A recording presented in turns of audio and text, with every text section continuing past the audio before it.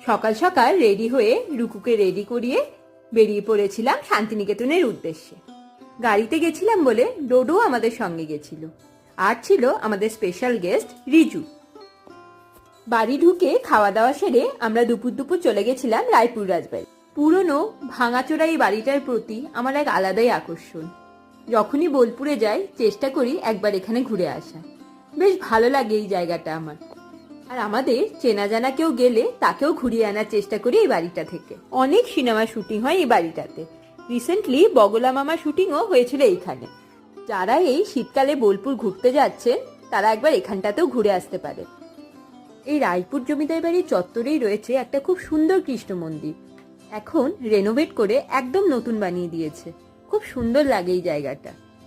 আগে প্রায় এখানে আসতাম, এখন অনেকদিন পর পর আসি, কিন্তু এসে খুব ভালো লাগে। আজকের মতো আসি, টাটা।